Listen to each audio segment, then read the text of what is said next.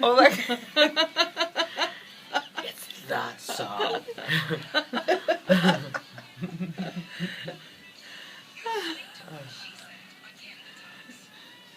Hello there and welcome back. I'm Christine Bentley in studio with Kate Wheeler, and we are dancing because we are joined by one of Canada's iconic recording artists who has gone on to gain acclaim in many, many other fields. We're talking about one of the founders of the Parachute Club and its lead singer, Lorraine Segato. We are also joined by Montreal chanteuse Lynn Tremblay. Welcome, ladies. Hello.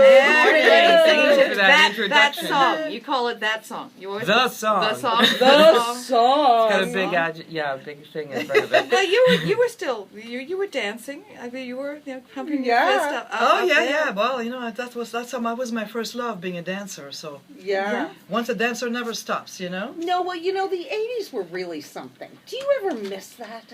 You know what I miss is this particular moment in time in the 80s when it felt like, small town Toronto and then small town Canada, in a way, was busting out and pushing its edges out, and how the music and the art and the politics even and everything contributed to making it grow up into a really cosmopolitan connection to the rest of the world. That's what I miss, is that particular moment when things changed. I think it was probably the same in Montreal. Was it not? The 80s. The 80s. yes, the '80s. Well, in the '80s, I lived in Toronto, so Montreal. Yeah, It's always very artistic down there, I guess. Very. But in Montreal, you gotta get. If you're there, I think you gotta get out in order to be recognized there. But isn't that the same wherever you are in Canada? We have this sort of tall poppy syndrome. They call it, right? You Yes. put your head up, somebody's going to lop it off, and we always seem to think that if it came from somewhere else, it must be better than It's here. more important. I find that really interesting. I think it's a psychological thing that in many ways has infected so many people, not just the artists, but in many ways political thinkers and, philosophical people. I think that that's something we need to get over. Well, it's our complex, and this is part of the reason for our show, because we want to celebrate Canadians. Because we don't do enough of that. No, Right. And that's part of the problem. there's no star system.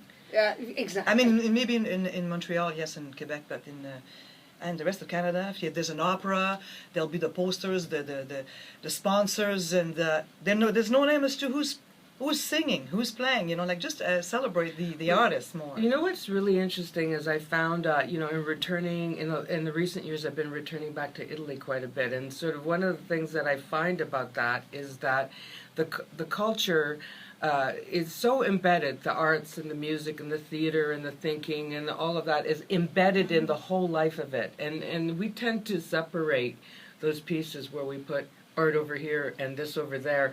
And if we could find a way to integrate it into our lives, it wouldn't feel so much like the tall poppy syndrome. It would just be, another piece of it. Is that what you're trying to do now? Because this new initiative, it's been called Innovative, the first of its kind in Canada. You're basically fostering artistic expression across the city through Regent Park.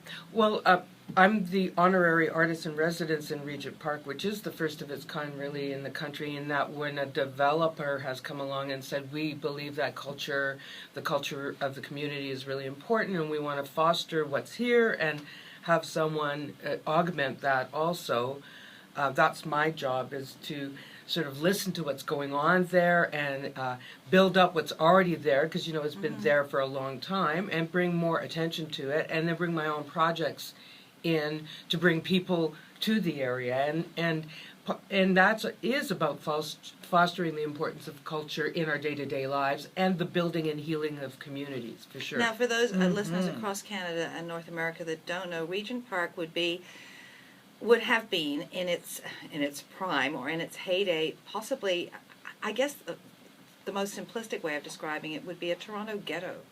It was one of many challenged areas around, And they came in and they basically knocked it down, and the developer has come in with a whole different approach to community, which includes the welcoming of culture and diversity of culture. Well, and also building up what's already been there. I think they sort of didn't come in and just knock everything down. There's it's systematic, I guess, and more organized in that. In the way, piece by piece by piece, they're rebuilding and revitalizing the area and keeping the folks that are there, as many of that they can there. Some of them were, and some have left and will return. So it's a very tricky process, but I think they're doing a great job. But isn't it great for the kids who couldn't afford to go to classes or exploring their artistic abilities to be able to have programs developed for them, right? And to be able to shine in that way, because maybe academically, can you say that? Maybe that's not their forte, but there's, This must be hugely rewarding. For me? Yes. Well, it's also scary too, I mean, I don't want to, I'm not a shining person in armor that's coming in and doing anything that's really extraordinary. Or what I'm doing is I'm really listening, I'm looking, and I'm trying to build bridges and sort of meet people and get them to trust me, and also bring stuff in. It's a bit of a process, and I love that process of sort of being an aspect of it, I'm just one aspect of it, because I have lived a life in the margins, and I have lived success in the mainstream, and I understand both sides of the equation, the grassroots and the mainstream, and just try to do my best to. And your great compassion. Now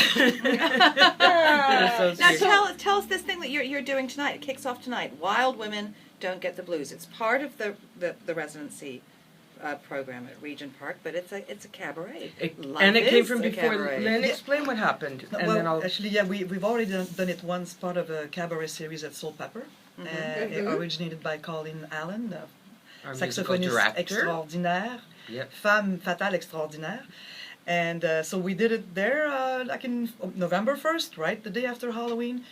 In this wonderful room with all the sofas and the chairs, and it was so relaxed and it was so successful. We packed up the place and we said, we got to do this again. This is too yummy fun. So Lorraine thought, okay, I got it. I know where we're going to put it. I'll pick up the ball. So what I decided to do was I thought, this idea of celebrating the spectrum of the wildness of women and all that is, let's turn it into a cabaret series. Let's invite a diverse group of people towards, into the program. And then also what's going to happen is that there are people from the community that I'm inviting on stage to perform with all of us, as we go through the cabaret. This show could last 2, 3, 4 hours. There's so much material. Yeah. It's so much fun. 2, 3 years. Let's keep it going. Let's tour it. You can do it once a month, and it could be like a total different show every night. Is the community excited about it? I don't know. I know that we're doing well in ticket sales. People are really quite excited about tonight. And what we're doing for this evening is reprising the original group of us who put it together, right? And then as we move on, the show is going to change, because we're also really going to start to pick up the themes, the songwriting themes, and the themes that, a lot of these women performers have sung about and have written about. Plus, we're doing a lot of our own material. Like Lynn is doing a monologue tonight that she has written that is really funny. With the help of somebody, yeah. Well, so what's this monologue about? Well, it's... I live with this wonderful man, and he's been making notes for 6 years now of all the things, the distortion of the English language that I do. Oh, no. Which I don't notice, and I don't think it's funny. I go, what, did I say that? He goes, yes, you said that. Okay, it was a typo. Okay, that's... So now he's collected he's got a huge list of it. Deformation of language, it's half of one and a dozen of the others. I don't know. You can kill 2 stones, and you can certainly kill 2 stones with one bird with that one. I don't know. So anyway, we've joined the dots and the story of my life here in Toronto, and when I first started to do the monologue, I went, that is totally not funny. Like, I'm talking about myself. Who cares? I don't like talking about myself. And then I did it once, and I got a laugh after each line. I was like, oops, okay. This is good. This is funny. This is good. Yeah, that's good. But now the trick is not to play it for comedy, of course. To be true to thyself. Is this ever something that you would consider taking on tour? Yeah, well, Totally, we're I would- certainly across Colleen the and I. country, Especially with because those gals, my God, like Yeah. you know, when there's no prima donnas and everybody's healthy and It's, So it's a it's good so group fun. of It's women. Lorraine Segato, Colleen Allen, Miku Graham, Yes. Stacey McGregor, and Lynn Tremblay. and Lorraine is Yeah. doing it. Yeah, she's there. I got that. She was Piece. number one. No, but 1, 2, What's she 3, doing? no, 4, she's 5 doing a women. piece of our new one-woman show that's coming out That's soon. right, I'm doing a What? monologue. And we get to interact with her, and it's so much fun. a new one-woman show? Well, this is kind of Should I- weird was and I allowed funny. to No, say this that? is good. I have been sort of writing this one-woman show since, maybe 6 years. It I takes don't a know. long time, yeah. And As long as you've been distorting the English that- language. I know. she's been Think distorting about it. that. and this is like a perfect place to, in a way, be workshopping pieces of it. So last time we did the show, I workshopped the beginning aspect of it, and then I'm going to do that again tonight. It was so much fun because the women are all playing the voices that I've written that are people that are responding to some of the things that I'm talking about. So it's been really interactive. So we're doing and there's some music. hot acting too. So if I come tonight, like what am I, or for any, how long is it running? It's what it is Just one. One night only. One night. So For tonight now. is it? I thought Tonight is it. It's a 5, but it says it's a 5-part cabaret series that will unfold over the next period of the next 6 months I at Regent see. Park. At Pit I House. heard somebody say it could go for 3 years. No, but meaning, there's so much material in that world of the wild woman. Right. You know, crazy songs, crazy stories. So this that is we just could. the The show, beginning. one This show is the could beginning. last an 8-hour show. Really, we could Yeah. do that. You know, we could But fill you're up gonna, it. it's just going to start now, and then you're Yep. going to develop it and see where it goes. And- It's a work in progress. I- Yes, and Exactly. also there are what we're going to be doing is inviting a lot of the women who are great interpreters and great singers and comedians, etc., here in Toronto, to participate in the show as well. So there's going to be a changing cast of characters as we expand the show. Ah. So how do people follow along and then get tickets, and where do they find out about it? Well, they could go to the Pink Box Bistro. Bistro, and they could sort of call and reserve tickets there. They could also follow me along at lorrainesegato.com/DAIR, which is the Daniels Artist in Residency, and there's information that will be posted there, or Twitter. They can find it. If they find me, they can find me. So I have to ask you this question. Every singer on earth has come out of the woodwork and is going on tour. Are you going to do that someday? Oh, on tour? No. Well, listen, if the people want us to go on tour, or if they want me to go on tour, I'll go on tour. Okay. But, right, I'm very happy, sort of, I think I'm going to be going on tour with the play Yeah, that absolutely. I'm doing. No, That, I think it sounds absolutely. Sure. fabulous. 'Cause Absolutely. So And- you're celebrating the music and performances of the world's most iconic women, including Etta James, Edith Piaf, Ida Cox, Annie Lennox, Sylvia Plath, Amy Winehouse, Eartha Kitt. yeah, Eartha Kitt. Lorraine Segato, Lynn Tremblay. That's right, because it's the influence of these women on our style of performance. Who we are. That's how Colleen put it at first. She goes, "Okay, just think about these women." And I'm more in the world of cabaret. I did musical comedy, so I'm not in the pop world. But so those are like, okay, my God, Marlene Dietrich, oh, such bad girl fun. Josephine Baker, owly, Yeah. Yeah. As I've done all Colleen this says- kind of materials. Yeah, As so- Colleen says, the supernovas. Yeah. But we are healthy. We don't do drugs and sex and rock and roll. We just right? like wine. Yeah. Welcome to the club.